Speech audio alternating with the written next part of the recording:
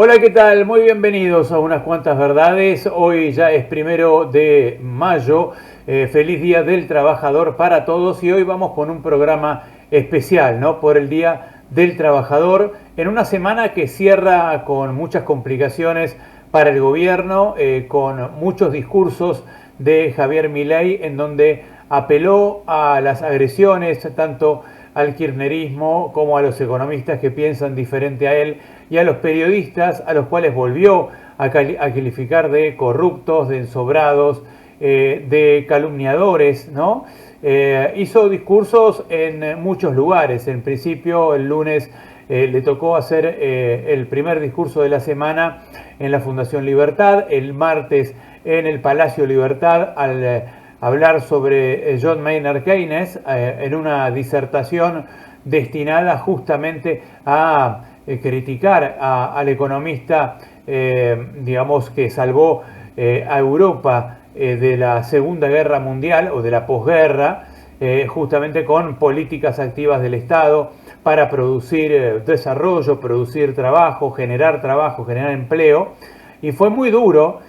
Sobre esto hablamos con Luis Palma Cané durante la semana, que rescató algunas políticas de Keynes, siendo él un liberal y además reconociendo que Keynes es un autor muy estudiado en la economía de todo el mundo y que Javier Milei no tiene autoridad por ahora para poder criticar a un hombre que generó un movimiento económico que salvó a Europa de una crisis y una debacle terminal en los años 40-50, después de la guerra, en donde había hambrunas, en donde había desempleo, había destrucción, había sido arrasada Europa por la Segunda Guerra Mundial y justamente las políticas del Plan Marshall, de Bretton Woods y de John Maynard Keynes fueron las que generaron ese milagro europeo que fue la Unión Europea, a través de políticas activas, generando más producción, más trabajo, más infraestructura, una recomposición de la infraestructura, la obra pública, una política monetaria activa para que pueda desarrollarse el capitalismo. Y Milei insiste en su versión más ortodoxa, más anarcocapitalista de esta versión del liberalismo salvaje, anarcocapitalista que está practicando Milei y que ya ha derivado en 300.000 desempleos, en el empleo formal. Él dice que se han creado alrededor de 400.000 empleos informales y eso ensalza el modelo de él, sin tener en cuenta, por otra parte, que en realidad el empleo informal primero es muy difícil de medir, con lo cual no se sabe de dónde salen esos números, a no ser que se midan los monotributos, pero por lo general el empleo informal no está medido en monotributistas además que el empleo informal por definición es un empleo precario, un empleo sin obra social, sin salud, sin jubilaciones para los trabajadores. Con lo cual está ensalzando Milei una economía precaria, una economía que se parece más al modelo peruano que al modelo alemán o al modelo norteamericano incluso.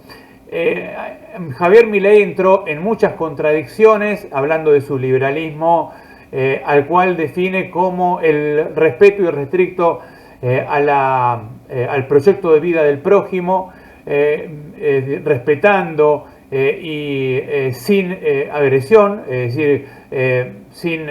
agredir al prójimo y respetando el principio justamente de no agresión y la defensa de la vida, la libertad y la propiedad. Muchas contradicciones en esta definición con lo que es en realidad el modelo. La propiedad está atacada en esta gestión de gobierno, ya que hay al menos 24.000 empresas pymes que figuran y que están registradas que desaparecieron en este modelo según números oficiales. Los números oficiales también dicen que la capacidad instalada es del 53,4% a nivel industrial, que hay industrias que tienen el 19, el 20, el 25, hay otras que tienen el 60 como alimentación, pero que son industrias que tendrían que estar al 100% con las necesidades alimentarias de la Argentina y del mundo. Y bueno, en esas contradicciones navegó esta semana Javier Milei, yendo incluso a a apoyar políticamente a Manuel Adorni, a su jefe de gabinete, que tuvo que ir a dar la cara al Congreso por la compra de departamentos y los viajes que no tendrían respaldo o sustento contable en el respaldo de los ingresos formalmente obtenidos por el jefe de gabinete, cosa que está investigándose en la justicia y que podría terminar con el jefe de gabinete, Manuel Adorni, indagado y tal vez procesado, como esta semana hablábamos con Gastón Yarlura también en nuestra columna. Otra de las contradicciones de Milei es esto de la no agresión, pero habla de que no va a salvar a 3 corruptos o 3 empresarios corruptos para perjudicar a 48 millones de personas. Otra falacia, porque esos empresarios a los que se refiere sin nombrarlos, son Paulo Roca, Javier Magallanes Quintanilla, los principales empresarios del aluminio y del acero en la Argentina. Imagínense lo que haría Donald Trump con los empresarios más importantes de Estados Unidos. Los trataría de promover, que generan más trabajo. Bueno, Milei los trata de corruptos, de prebendarios, de chorros, cuando en realidad los que sufrieron este ajuste brutal de estos primeros 2 años de Milei son los 24.000 empresarios que tuvieron que cerrar sus puertas, cerrar sus persianas, y los que aún no cerrándolas están pasando penurias, que son muchos más, para poder sostener sus trabajos y sus trabajadores. Y ni hablar de los trabajadores con salarios atrasados que hoy en el 80%, según algunas encuestas, no pueden llegar a fin de mes o tienen que restringirse en sus gastos para poder llegar a fin de mes. Bueno, una semana muy completa, una semana que dejó a Manuel Adorni tal vez un poco más debilitado que antes, aunque no le fue del todo mal porque no contestó ninguna pregunta, pero sí generó muchas contradicciones. Dijo Manuel Adorni, por ejemplo, que él va a explicar en la justicia todos sus viajes y que los pagó con su plata y que todo su patrimonio está declarado en la Oficina Anticorrupción en los anexos. Bueno, 3 mentiras. Primero, sus viajes, él hablaba que había hecho un solo viaje hasta hace 15 días. La justicia descubrió varios viajes y entonces ahora tiene que hablar de varios viajes en plural.